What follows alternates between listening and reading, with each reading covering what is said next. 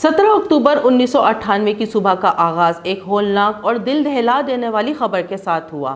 سابق گورنر سندھ اور ہمدرد فاؤنڈیشن پاکستان کے بانی و سربراہ، سیاستدان، سماجی شخصیت اور نامور طبیب حکیم محمد سعید کو گولیاں مار کر بے دردی سے قتل کر دیا گیا۔ حکیم محمد سعید وہ صرف ایک حکیم نہیں تھے، وہ علم کی روشنی، خدمت کا پیکر اور کردار کی پہچان تھے۔ قاتلوں کو پکڑا گیا، عدالت میں مقدمے بھی چلے، برسوں بعد فیصلہ آیا کہ ملزم باعزت بری ہو گئے۔ سوال یہ ہے، کیا اصل مجرم بچ نکلے یا بے گناہوں کو قربانی کا بکرا بنایا گیا؟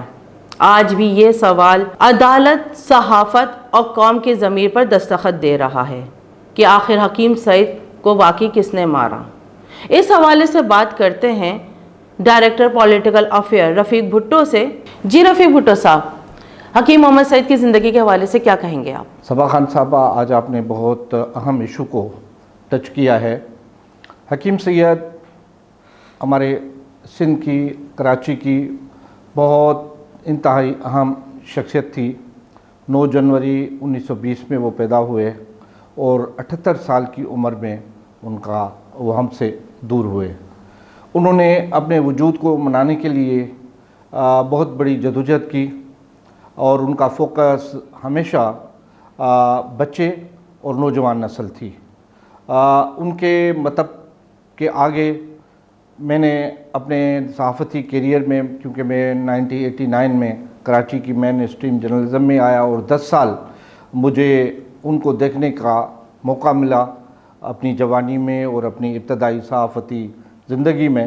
وہ ایک سوشل ریفارمز تھے، غیر سیاسی، اور اپنے الفاظ کے ذریعے، اپنے اعمال کے ذریعے، وہ اپنی ریسرچ کے ذریعے اپنی شخصیت کو مقبول کرنا جانتے تھے۔ اپنے مرنے تک وہ غیر سیاسی طور پہ رہے، گورنر بنے، لیکن ان کے باوجود بھی انہوں نے سیاسی سرگرمیوں میں کبھی میں نے ان کو نہیں دیکھا۔ جس طرح عبدالستار ایدھی کراچی کے لیے ایک مقبول اور قابل اعتماد شخصیت تھے، اسی طرح وہ بھی اپنے آپ کو ایک طب کے میدان میں، ریسرچ کے میدان میں اپنے آپ کو زندہ رکھنے کی کوشش کرتے تھے، لیکن کن قوتوں کو ان کی مقبولیت پہ اعتراضات تھے۔ جس طرح عبدالستار ایدھی نے بھی اپنی زندگی میں کہا تھا کہ کچھ قوتوں سے مجھے خطرات لاحق ہیں، اسی طرح ایک مرتبہ حکیم سعید نے بھی اپنا اس طرح کا اقرار کیا تھا کہ کچھ قوتیں سے ان کو خطرات لاحق ہیں۔ دیکھیں،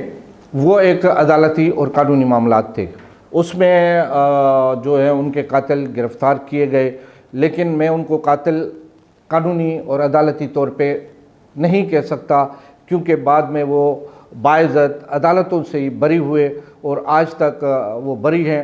اس کے بعد نہ حکومت اپیل میں گئی، نہ مزید دوبارہ وہ قاتل گرفتار ہوئے، نہ ان کا ٹرائل ہوا، اب تو خاموشی ہے۔ نہ ان کی فیملی نے ان کے قتل کے معاملات کو آگے بڑھایا، نہ کوئی وہ عدالتوں میں گئے، وہ بھی خاموش ہو گئے۔ اسی طرح ہماری سوسائٹی جو ہمیشہ ان معاملات میں تاریخی طور پہ خاموش رہی ہے، تو ہماری سوسائٹی بھی، ہمارا سماج بھی خاموش ہو گیا، ان کی فیملی بھی خاموش ہو گئی۔ اسی طرح ہماری جو میڈیا تھی وہ بھی خاموش رہی، اسی طرح وہ معاملات آگے نہیں بڑھے